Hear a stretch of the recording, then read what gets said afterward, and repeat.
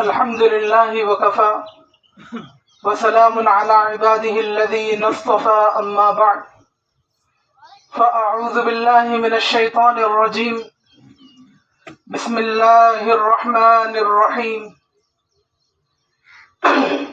وإذ ابتلى إبراهيم ربه بكلمات فأتمهن قال إني جاعلك للناس إماما قال ومن ذريتي قال لا ينال عهد الظالمين وقال الله تبارك وتعالى في مقام آخر إذ قال له ربه أسلم قال أسلمت لرب العالمين ووصى بها إبراهيم بنيه ويعقوب وقال الله تبارك وتعالى في مقام آخر لن ينال الله لحومها ولا دماؤها ولكن يناله التقوى منكم. سامعین محترم، ہم تمام کے لیے یہ موقع باعث مسرت اور باعث خوشی کا ہے کہ اللہ تعالیٰ نے ہم تمام کو یہاں پر جمع ہونے کا موقع عنایت فرمایا اور عید الاضحیٰ کے موقع سے آپس میں تعلقات کو فروغ دینے کا موقع بھی عنایت فرمایا. میرے بھائیوں، اللہ تعالیٰ نے انسانوں کی ہدایت کے لیے اللہ تعالیٰ چنندہ افراد کو، لوگوں کو منتخب کرتے ہیں، سلیکٹ کرتے ہیں. وہ جو سلیکٹڈ لوگ ہوتے ہیں یا وہ جو چنندہ افراد ہوتے ہیں ان کو انبیاء علیہ السلام کہا جاتا ہے. لوگوں کی ہدایت کے لیے اللہ تعالیٰ انبیاء علیہ السلام کو بھیجتے ہیں. قرآن کی زبان میں ان چنندہ اور سلیکٹڈ لوگوں کو اولو العزم کہا گیا. ایک اور آیت کے اندر ان لوگوں کو وَمَا نُرْسِلُ الْمُرْسَلِينَ إِلَّا مُبَشِّرِينَ وَمُنذِرِينَ، اللہ تعالیٰ فرماتے ہیں کہ ہم جن لوگوں کو بھیجتے ہیں انبیاء اور رسل کو، وہ بشارت دینے والے ہوتے ہیں اور ڈرانے والے ہوتے ہیں. بشارت دیتے ہیں، خوشخبری دیتے ہیں جنت کی، اور ڈراتے ہیں جہنم کے عذاب سے، اللہ کی نافرمانی سے. اللہ تعالیٰ نے بے شمار انبیاء علیہ السلام کو اس دنیا کے اندر بھیجا، لیکن ان تمام انبیاء میں اللہ نے جو مقام حضرت نوح علیہ السلام کو اور حضرت ابراہیم علیہ السلام کو، حضرت عیسیٰ و موسیٰ اور رحمت عالم صلی اللہ علیہ وسلم، ان 5 انبیاء کو جو مقام دیا ہے، تمام انبیاء ہمارے لیے قابل احترام ہیں، لیکن ان 5 انبیاء کو اللہ تعالیٰ نے بہت بلند مقام عطا کیا. ان 5 میں سے بھی، یعنی حضرت نوح، حضرت ابراہیم، حضرت عیسیٰ، حضرت موسیٰ اور رحمت عالم صلی اللہ علیہ وسلم، ان 5 انبیاء میں سے بھی اللہ نے رحمت عالم صلی اللہ علیہ وسلم کو جو مقام دیا، وہ مقام اور مرتبہ دیگر انبیاء کو نہیں دیا ہے. اب اس کے اندر حضرت ابراہیم علیہ السلام کی 2 بیویاں تھیں. حضرت ابراہیم علیہ السلام کی ایک بیوی کا نام ہے ہاجرہ اور دوسری بیوی کا نام ہے سارہ. حضرت ہاجرہ کے بطن سے حضرت اسماعیل علیہ السلام پیدا ہوئے. حضرت ہاجرہ کے بطن سے حضرت اسحاق علیہ السلام پیدا ہوئے. مفسرین نے لکھا ہے، مورخین نے لکھا ہے کہ اللہ نے حضرت اسحاق علیہ السلام کی نسل سے 70,000 انبیاء علیہ السلام کو ان کی نسل کے اندر بھیجا ہے، حضرت اسحاق علیہ السلام کی نسل میں.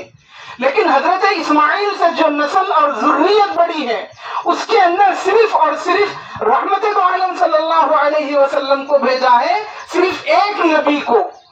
لیکن یہ جو نبی کا مقام و مرتبہ ہے وہ مقام و مرتبہ اللہ نے کسی اور نبی کو عطا نہیں کیا. تو حضرت ابراہیم کی دو بیویاں حضرت ہاجرہ، حضرت سارا کے بطن سے حضرت اسحاق پیدا ہوئے اور حضرت ہاجرہ کے بطن سے اسماعیل علیہ السلام پیدا ہوئے. اور انہی کی ذریت کے اندر، انہی کی نسل کے اندر، اسماعیل علیہ السلام کی نسل کے اندر اللہ نے رحمت دو عالم صلی اللہ علیہ وسلم کو بھی بھیجا. دنیا کے اندر حضور کی امت سے پہلے بے شمار لوگ آئے ہیں، بے شمار امتیں اس دنیا کے اندر گزری ہے. جو لوگ موسیٰ علیہ السلام کے ماننے والے ہیں ان کو یہودی کہا جاتا ہے، اور جو حضرت عیسیٰ کے ماننے والے ہیں ان کو کرسچن کہا جاتا ہے، اور جو بتوں کی عبادت کرتے ہیں ان کو مشرک کہا جاتا ہے. تو یہودی یہ کہتے تھے کہ ہم ابراہیمی ہیں، یعنی ابراہیم علیہ السلام کے ماننے والے ہم لوگ ہیں، یہ یہودی کہا کرتے تھے. اور جو نصارہ ہیں، کرسچن ہیں، وہ یہ کہتے تھے کہ ہم ابراہیمی ہیں، ہم ابراہیم علیہ السلام کے ماننے والے ہیں. مشرک یہ کہتے تھے کہ ہم ابراہیمی ہیں، یعنی حضرت ابراہیم کے ماننے والے ہیں. لیکن اللہ نے قرآن کے اندر یہ فرمایا وَمَا كَانَ إِبْرَاهِيمُ يَهُودِيًّا وَلَا نَصْرَانِيًّا وَلَكِنْ كَانَ حَنِيفًا مُسْلِمًا وَمَا كَانَ مِنَ الْمُشْرِكِينَ.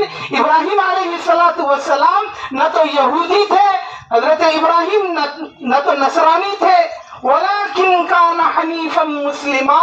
ابراہیم علیہ السلام 100% ایک خالص مسلمان تھے. حضرت ابراہیم نہ تو یہودی تھے نہ تو نصرانی تھے. پھر اللہ نے فرمایا وَلَكِنْ كَانَ حَنِيفًا مُسْلِمًا. حضرت ابراہیم خالص مسلمان تھے. وَمَا كَانَ مِنَ الْمُشْرِكِينَ. اور نہ حضرت ابراہیم علیہ السلام مشرک تھے. تو اللہ نے نفی کر دی کہ جو حضرت ابراہیم کو مانے گا، ان کے نقش قدم پر چلے گا، وہ مسلمان کہلائے گا. اور انہی کی ذریت کے اندر، نسل کے اندر اللہ پاک نے حضرت حضور اکرم صلی اللہ علیہ وسلم کو بھیجا ہے. میرے بھائیو، اللہ پاک نے حضرت ابراہیم علیہ السلام کو بے شمار امتحانات سے گزارا ہے. جب اللہ کو معلوم تھا کہ حضرت ابراہیم اپنے امتحان کے اندر کامیاب ہوں گے تو اللہ نے حضرت ابراہیم علیہ السلام کا امتحان کیوں لیا؟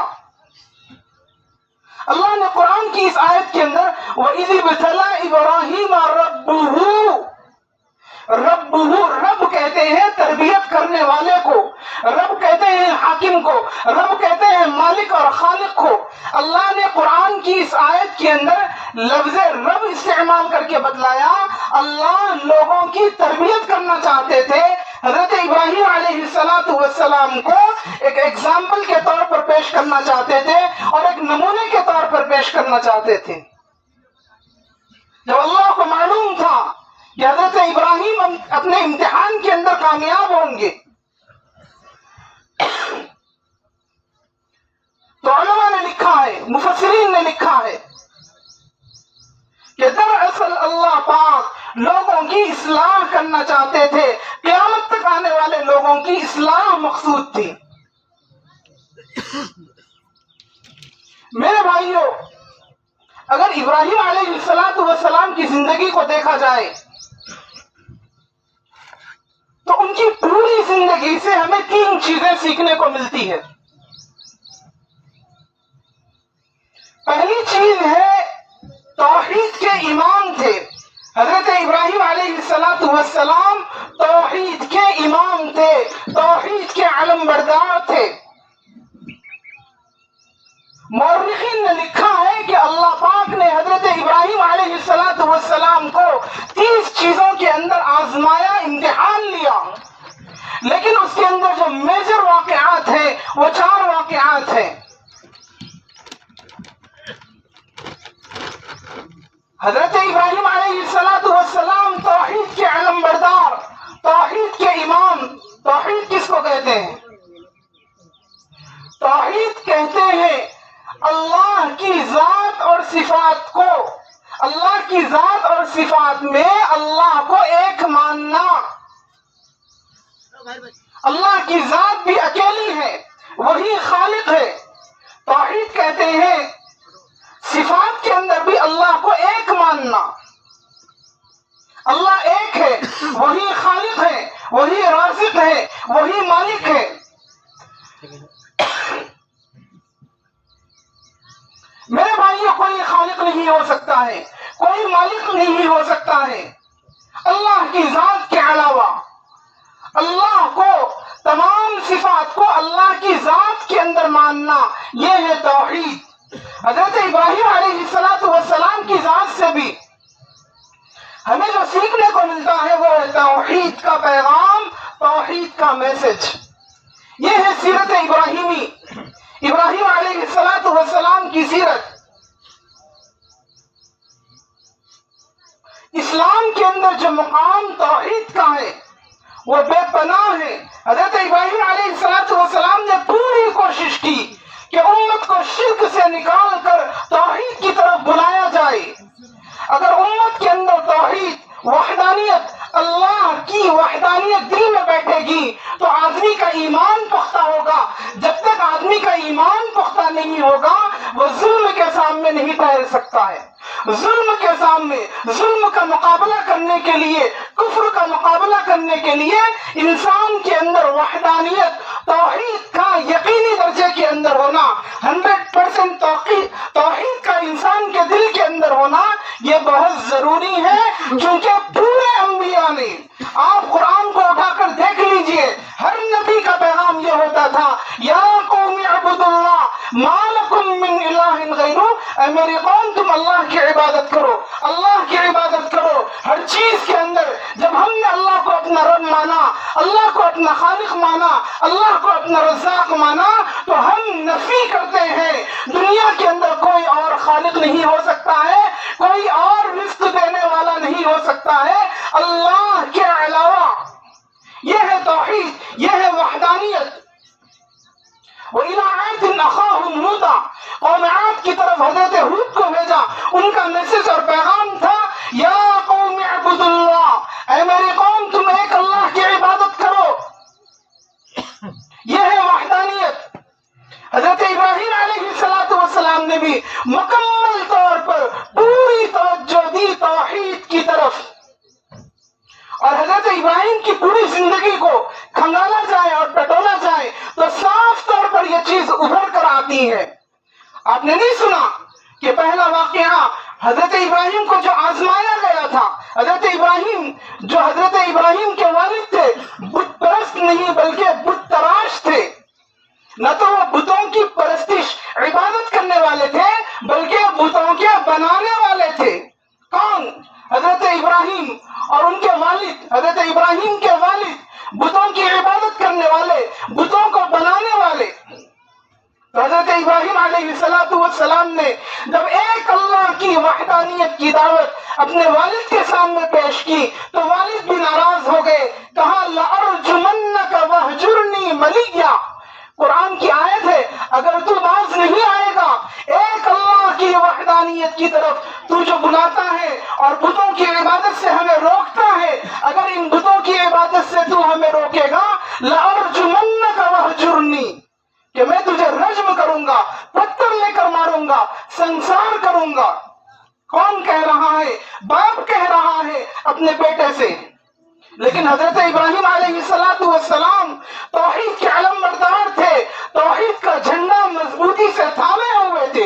حضرت ابراہیم جھکے نہیں، نہ تو اپنی قوم کے سامنے جھکے، نہ والد کے سامنے جھکے، نہ فیملی کے سامنے جھکے، بلکہ ابراہیم علیہ السلام کو اللہ نے وہ جگر، وہ طاقت، وہ ہمت، وہ شجاعت، وہ بہادری دی تھی کہ گھر چھوڑنا گوارا کر لیا، باپ کو چھوڑنا گوارا کر لیا، پوری فیملی کو چھوڑنا گوارا کر لیا، لیکن اللہ ناراض ہو جائے اس کو حضرت ابراہیم علیہ السلام نے گوارا نہیں کیا۔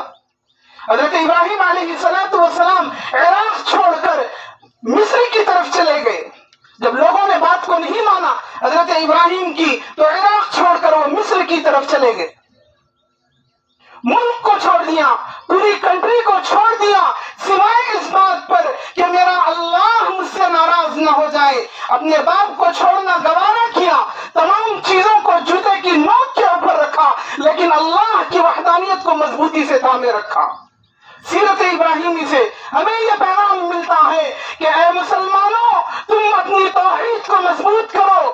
بہت سارے بتوں کی عبادت، بہت سارے لوگوں کو جو دل اور دماغ میں بٹھائے ہوئے ہو، ان تمام چیزوں کو اپنے دل دماغ سے نکال دو اور اللہ کی رسی کو مضبوطی سے تھام لو۔ توحید کی طرف آئیے۔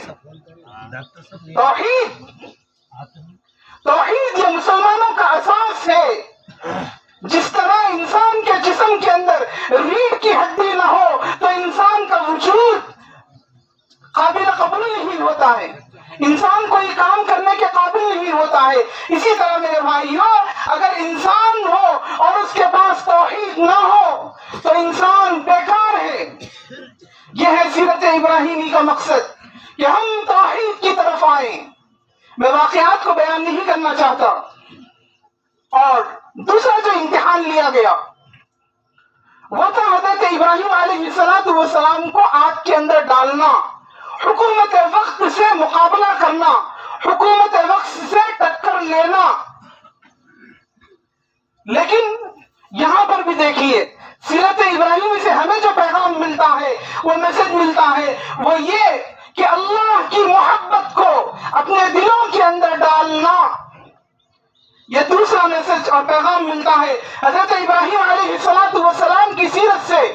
نمرود نے حضرت ابراہیم علیہ السلام کو آگ کے اندر ڈال دیا، آگ کے اندر ڈلنا گوارا کیا، لیکن اللہ کی وحدانیت سے، اللہ کی محبت سے دور نہیں ہوئے۔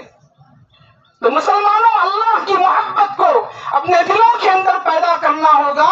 قربانی کا مقصد بھی یہی ہے، قربانی کا مقصد بھی یہی ہے کہ مخلوق کی محبت کو اپنے دلوں سے نکال کر اللہ کی محبت کو اپنے دل کے اندر ڈالنا، یہ ہے قربانی کا مقصد۔ اور یہی میسج، یہی پیغام ملتا ہے حضرت ابراہیم علیہ السلام کی سیرت سے، آپ کی زندگی سے اور آپ کی تاریخ سے اور آپ کی پوری زندگی سے۔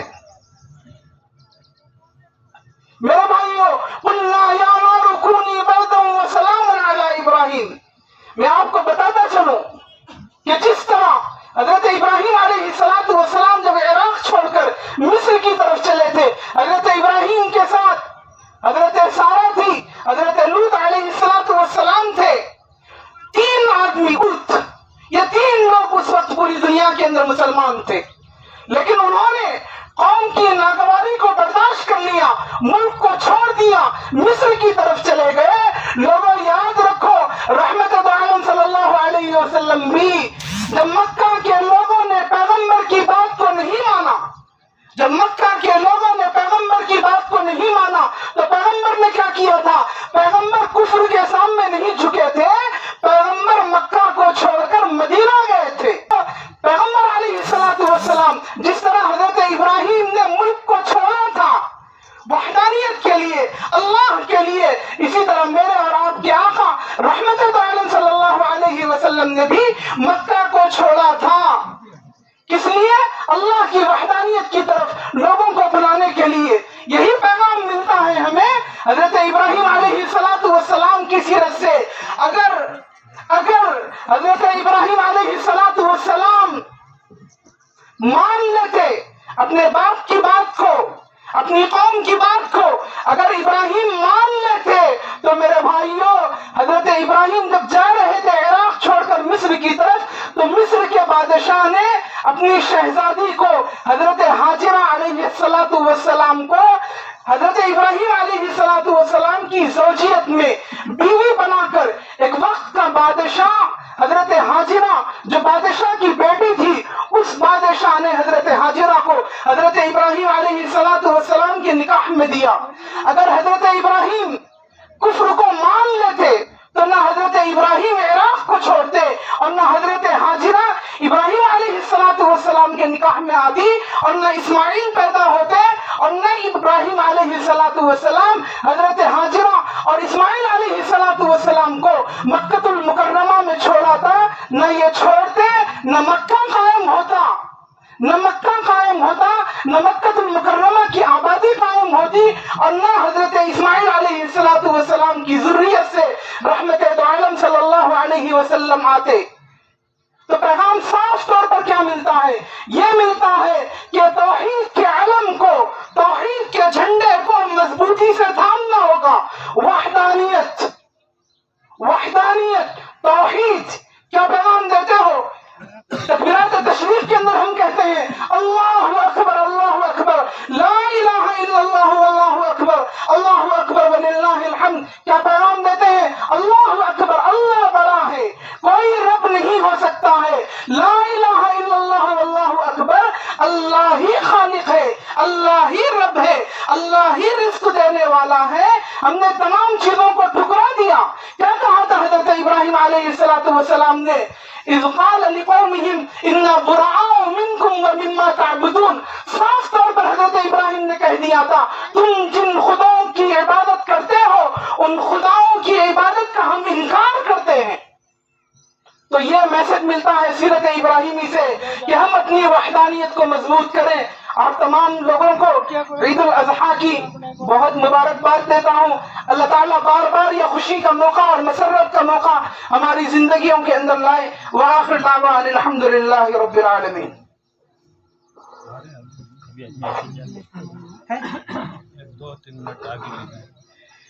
इसी तरह मेरे भाइयों, जो तीसरा पैगाम मिलता है हजरत इब्राहिम अलैहिस्सलाम की साथ से, अब हजरत इब्राहिम अलैहिस्सलाम की सीरत से, वो तीसरा पैगाम है कुर्बानी का। अपने जज्बों की कुर्बानी, अपने जज्बात की कुर्बानी। अल्लाह ने साफ तौर पर कह दिया कुरान की आयत के अंदर, लन यनालल्लाह लुहूमुहा वला दिमाउहा वलाकिन यनालुहु तक़वा मिनकुम। तुम जो कुर्बानी अदा करते हो, ये कुर्बानियों का गोश्त अल्लाह की जात तक नहीं पहुंचता है। अल्लाह तक पहुंचने वाली चीज तुम्हारे दिलों के अंदर जो तक़वा है, ये तक़वा अल्लाह तक पहुंचता है। तो इंसान दरअसल मखलूक की मोहब्बत को दिलों से निकाल कर पूरा खुलासा हजरत इब्राहिम अलैहिस्सलाम की जिंदगी का और उसका कंक्लूजन ये है कि इंसान मखलूक की मोहब्बत को निकाले अपने दिलों से। हाजी क्या करता है? हज करता है। हज के अंदर न तो अंडरवियर पहन सकता है, न बनियान पहन सकता है, सिला हुआ कोई कपड़ा नहीं पहन सकता है। अल्लाह ने हुक्म दिया 2 चादरें पहनेगा, उसके अलावा कोई और चीज नहीं पहन सकता है। उन्हीं 2 चादरों के अंदर इंसान को कब्र के गड्ढे के अंदर जाना है। तो मेरे भाइयों, अल्लाह ने इंसान को एहसास दिलाया इस बात का कि ऐ इंसान, तू कुछ नहीं है, तेरी जात, तेरा वजूद, तेरा जिस्म एक मनी का कतरा है, तू बिल्कुल बेकार है। अल्लाह की तरफ रुजू हो, अल्लाह की तरफ माइल हो, अल्लाह की तरफ।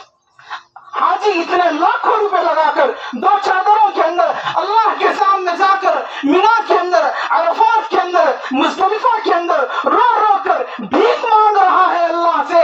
अल्लाह, आपकी जात बड़ी है, दुनिया की तमाम मखलूकात छोटी है। अल्लाह, आपकी जात बड़ी है। अल्लाह की वहदानियत को दिलों के अंदर लाइए। तौहीद के अलम बरदार, तौहीद का झंडा मजबूत कीजिए।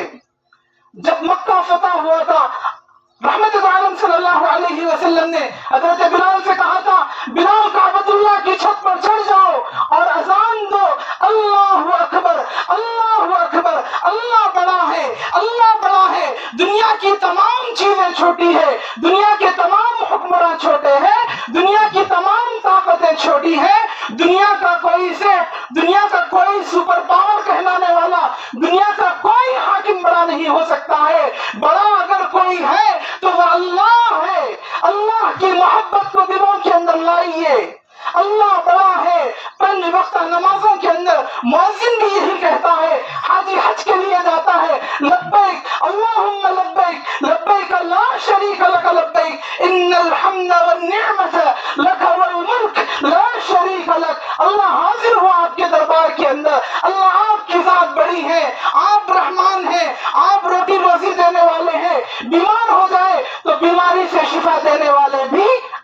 ہی ہیں، آپ کے علاوہ کوئی اور نہیں ہو سکتا۔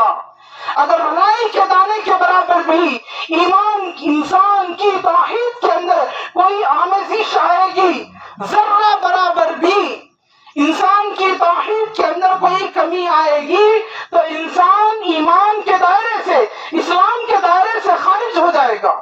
یہ اتنی اہم چیز ہے توحید۔ پورا فوکس، تمام انبیاء کی پوری توجہ توحید کی طرف تھی، اللہ کی طرف۔ ہم نے اللہ نہیں پیدا کیا ساتوں آسمانوں کو، زمینوں کو، انسان کو، جن کو، پرند کو، چڑیاؤں کو، کہکشاؤں کو، پہاڑوں کو، دنیا کے اندر جو چیزیں دکھائی دینے والی ہیں ان تمام چیزوں کا خالق اور مالک اللہ ہے۔ تو اس لیے میرے بھائیوں، توحید کو مضبوط کیجئے، جس کی ہم تمام مسلمانوں کو ضرورت ہے۔ اللہ پاک سے دعا ہے اللہ کہنے سننے سے زیادہ عمل کرنے کی توفیق عنایت فرمائے۔ وآخر دعوانا الحمدللہ رب العالمین۔